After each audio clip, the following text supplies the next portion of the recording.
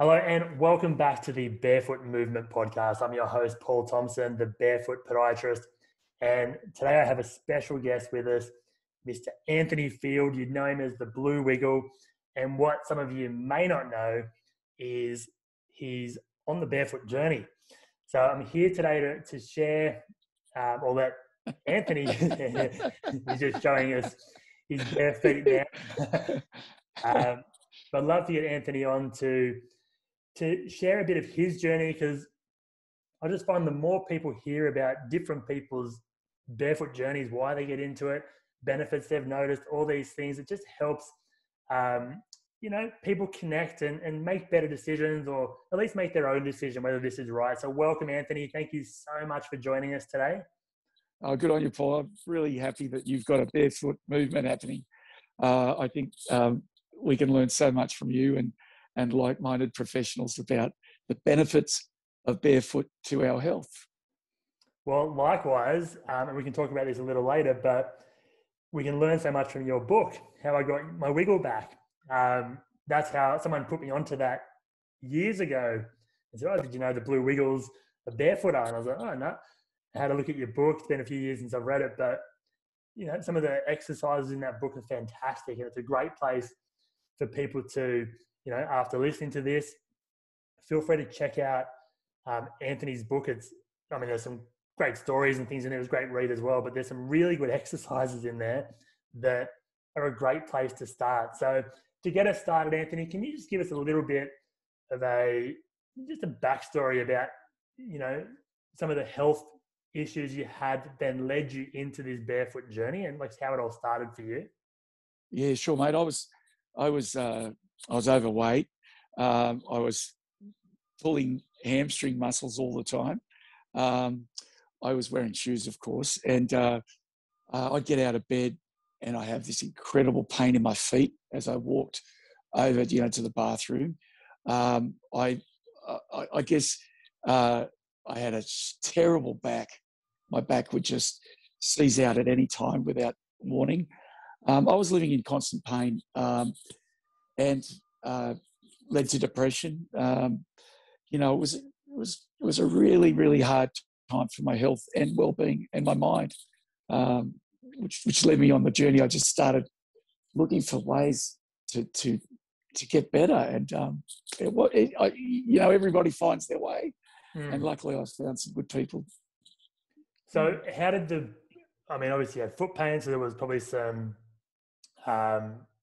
people you reached out to look at some of the foot stuff, but how did you end up then?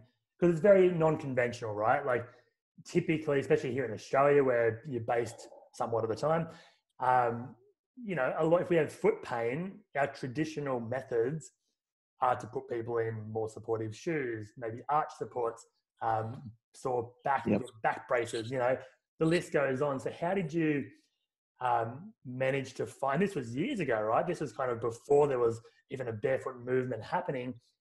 How did you find these people that got you onto this barefoot path? And, did it not seem weird at the time that you were kind of going against what everyone else was maybe saying? Well, nothing was working. And Paul, you're right. I had all supportive shoes. I had orthotics put in by the podiatrist. I had, I'd wear a back brace. I did all that. I did everything you mentioned.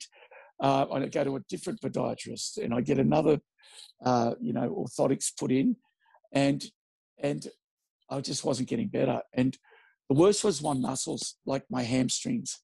They were just absolutely, they tweak and, rip, and then my back would go out. And so, no, it was actually total by accident. We were playing a show in Chicago at a hockey arena, and they have a chiropractor attached to that hockey arena. And my back was out again, as always. And it was Dr. James Stockson, and he came by and he examined me and he said, "Look, I can just put you back into place, but you'll just be out again in a couple of days. Do you want the hard fix or the easy fix?" And I said, "Oh, give me the hard fix." He said, "Well, I'm going to stay with you for 5 days.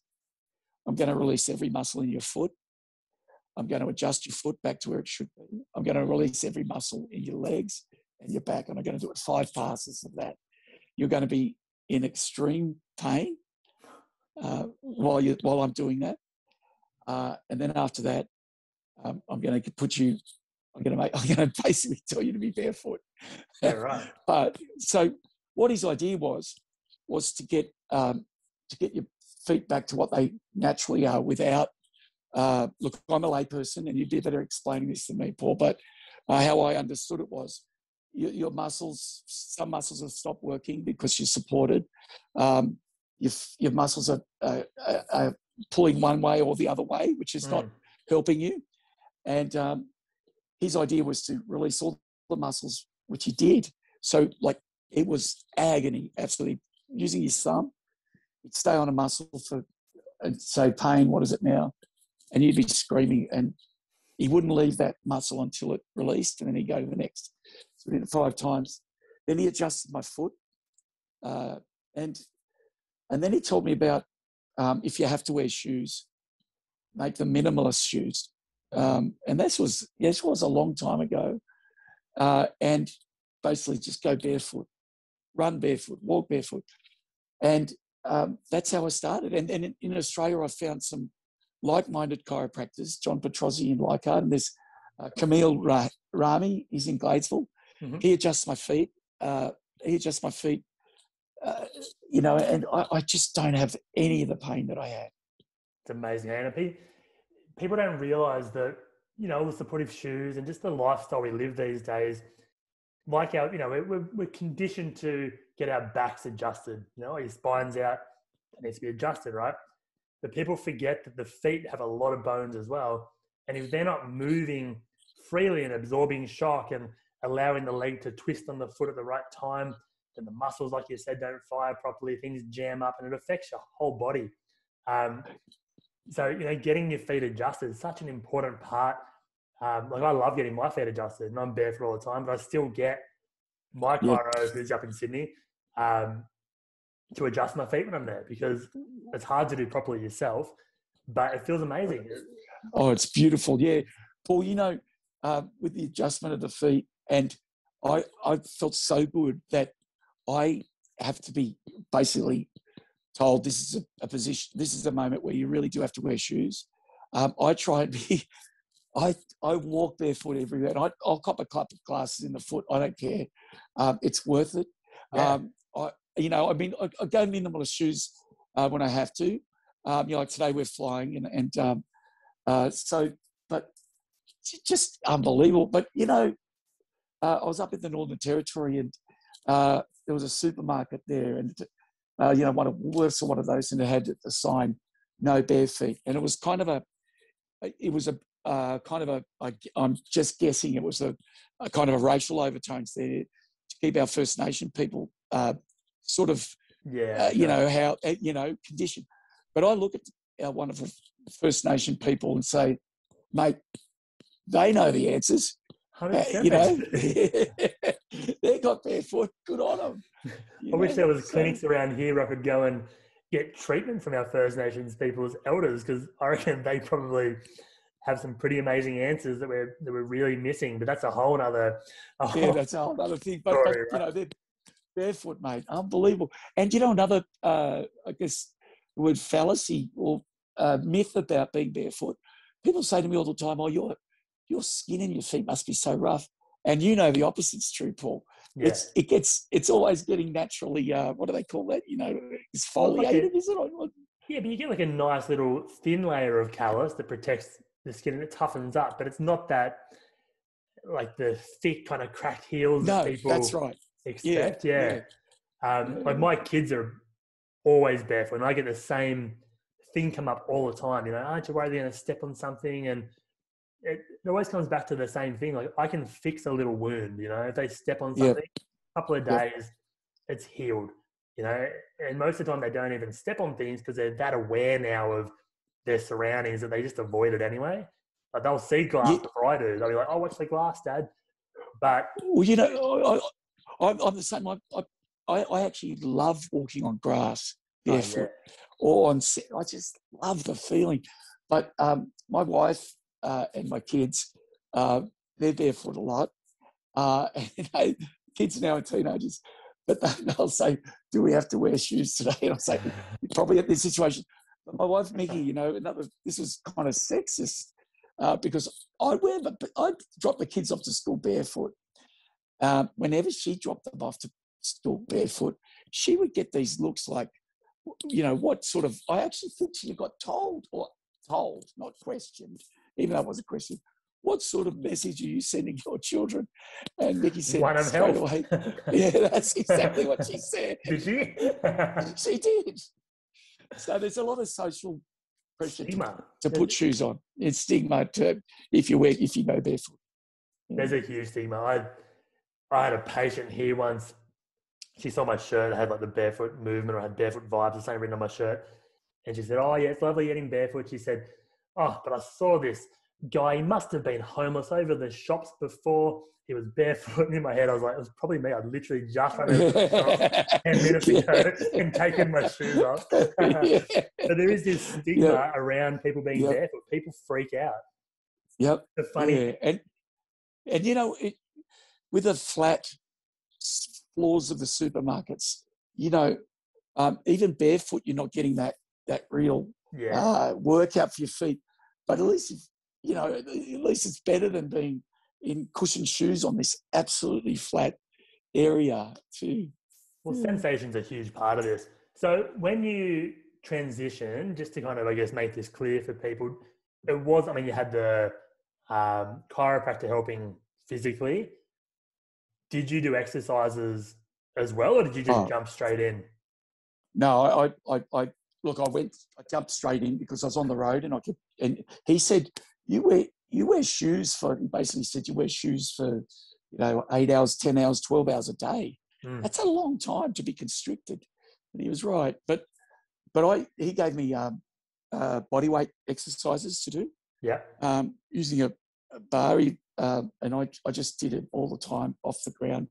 And he gave me these figure eight sort of walks to do barefoot to get every muscle in your feet moving and working. So that was pretty well lit, and it was, look, it was, I just started feeling good. A lot of people who I suggest to try barefoot, they experience a lot of pain when they first do it. And I think I was lucky to have got my foot adjusted to where it should be. What is your take on that, Paul? When you've got a guy he's got these feet that have just been obviously damaged by wearing shoes. Yeah. So how do you go cold turkey? What do you, I actually want to hear this because I want to learn. Yeah. So typically I used to be of the mindset of just get barefoot. Where now I take a different approach. Shoes are one of the last things I change with my clients. As much as most of them want to get into a barefoot shoe or be barefoot more, we take the barefoot part really slow, and I'm doing exercises with them, releasing feet, showing them how to release their own feet, do different techniques with bands and balls and things to try and get their feet actually awake again, wake up the muscles, release some of the joints, go through, because the thing is, it's not just strength, it's not just mobility, right? They're both important parts. The biggest part is when your mind actually starts to use those muscles properly again. Well said. Yeah, right? So it's that neuromuscular connection. And that's the issue in face. They go cold turkey. They've still got a restriction, or they've still got weak muscles. The brain can't go back to its, proper walking pattern if there's still something out. So you're probably really lucky that you were getting adjusted so rapidly and putting things back into place that the muscles didn't have a choice but to start working properly, because they were. A lot of people don't have the benefit of that's going right. through those intense situations, and they're painful. Like you said, to do that over 5 days, that's painful. But some people aren't ready for that. Well, my wife had 2 neuromas in her feet from shoes, and Dr. Stockton, I rang him up and I said they're going to operate, because I went to a great surgeon in Australia, and straight away he went, I'm going to operate, and I rang Dr. Stockton in Chicago and said, what do you think of that? And he said, did they ask her what shoes she's wearing? And I said, no. And they said, it's the only way to cure this is by operation. He said, this is what he did. It was unbelievable. He said, I'm getting on a plane, I'm coming out. So, look, I was in an incredible position with the Wiggles' success. I could, afford doctor stocks, and not everyone can do that. I appreciate that, but I guess the theory is right though. He came out and he said to Nikki, "I'm going to work with you for 5 days, and this will be like childbirth." And she said it was the pain of childbirth. He released every muscle. She has been pain-free, no neuromas ever since, and she's barefoot. Amazing. So I guess, the story, that was a couple of success stories for me. But one of the things he used to always say was, with the exercise, we lengthen, we strengthen. So he was always talking about, but again, what you were saying about the brain talking to the muscles. So I kept ripping my hamstring because the brain was getting cut off from those. I have no hamstring problems anymore. My hips were out as well, which was, but it all came from the feet. Yeah. So, mate, I'm really happy you're out there helping people. Have you had great success stories? Oh, all the time. I mean, but it comes down to people wanting it and committing to it. It's one of those things that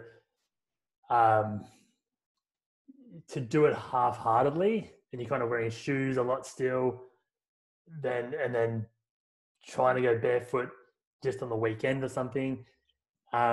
There's a real kind of mismessage to the muscles, joints.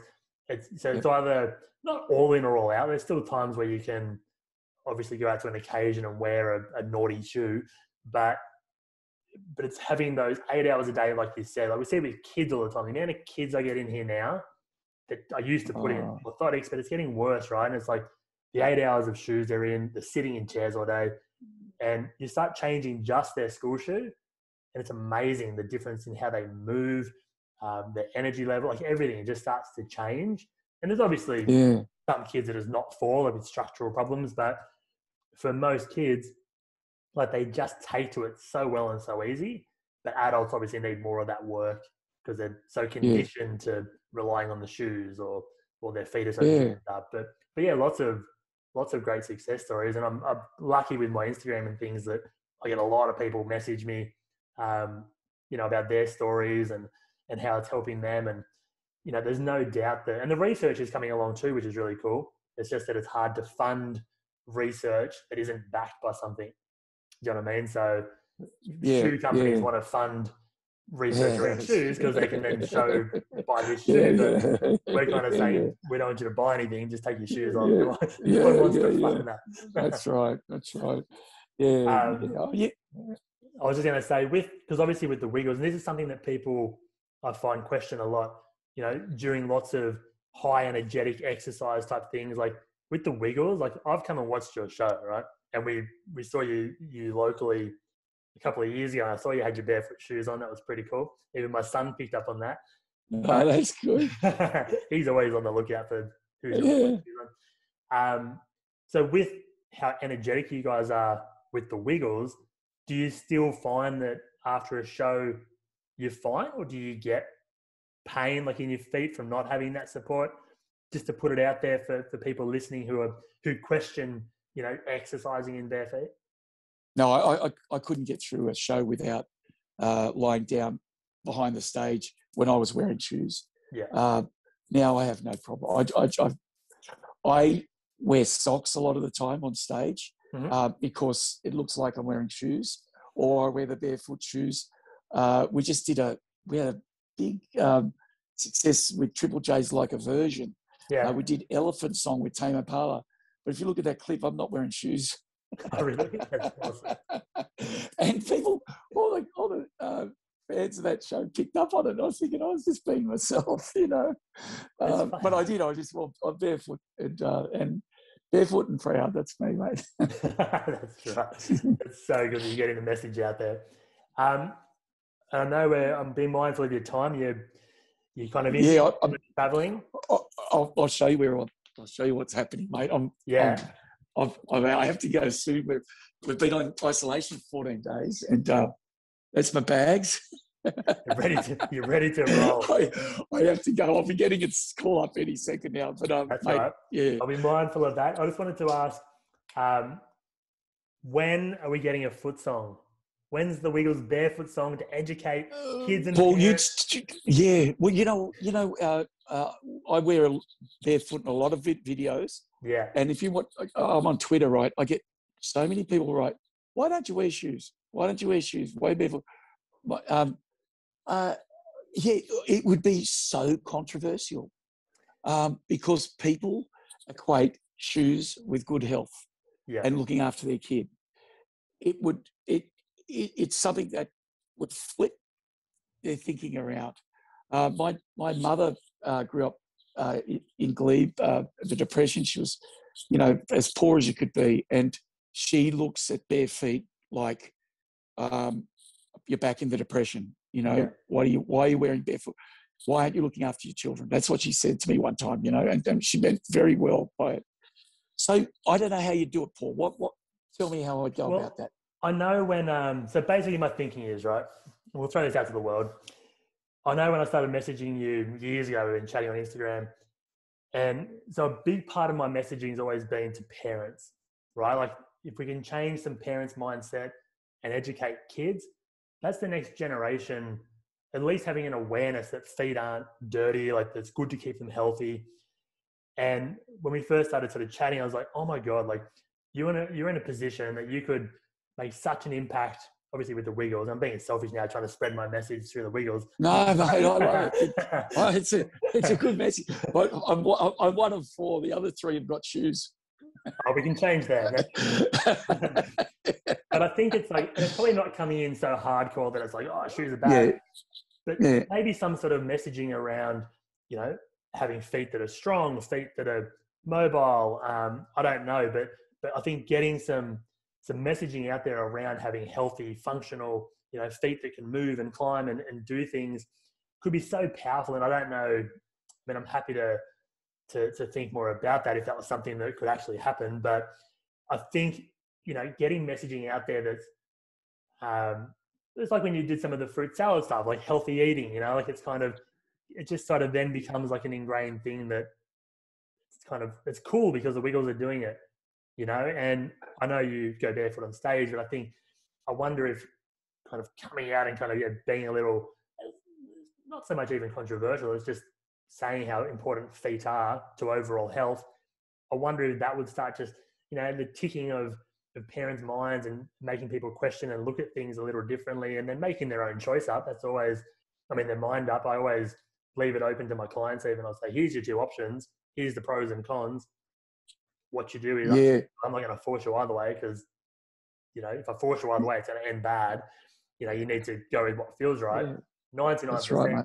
Well, like most of the parents I talk to, as soon as you mention a few things and kind of just turn the lights on, the amount of them that are like, oh, wow, like, why are we, get your shoes off. Like, they won't even let their kids walk out of here with shoes on. They just, it's just that kind of turning the bulb on and they just all of a sudden realize like, oh yeah, this is not a good thing for them to be in all the time. So anyway, that's just throwing that out to the universe. But well, we did a song called I wear rubber boots on my feet, and it goes through all the wheels. And then I go, I don't wear rubber boots on. I like bare feet. I've done it a few times, but and also our audience is so young. I feel like we could do something like, go out and explore without shoes on. Like you could do it back in the century, which is a beautiful thing as well. Just encourage people to feel the ground with their feet. That's a major part of it. Yeah, and you know what? I better go, Paul. But that's okay. Do you know, but mate, you know what? I a couple of years ago, another great doctor I saw said to me, and I was 16 kgs heavier, and he said, this wasn't James Stockton, this was someone in Australia, said to me, you have to lose weight. You're also putting a lot of force on those, on your feet, on your joints and all that.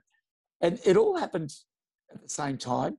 And I think when people start feeling good, getting out of pain, you're not so needful of a bit of comfort food here and there. Yeah. And sometimes it just it turns into a real chain of healthy choices. So, which like never earlier, chronic pain changes your mind around all this stuff. But yeah. Anyway, I love what you're doing. I think it's amazing. Please check out the book. I'll put links in the bottom of the episode, How I Got My Wiggle Back by Anthony Field. If you've got young kids, obviously follow the Wiggles. They're amazing group that are always trying to spread good messages in their songs, which I love. And it's great to know that, you know, you're out there being barefoot and getting benefits from that as well. And I'll just throw it out there. If this foot song happens, I'm happy to dress up as a foot and be your, We're going to do it, mate. Okay, we'll be in touch. I'll be in touch with you, Paul. No worries, mate. I'm not going anywhere. That'd be great. Good on you, mate. Thanks so much for your time. We appreciate it. Thanks a lot, mate. See you later. Mate. Bye. Bye, Paul.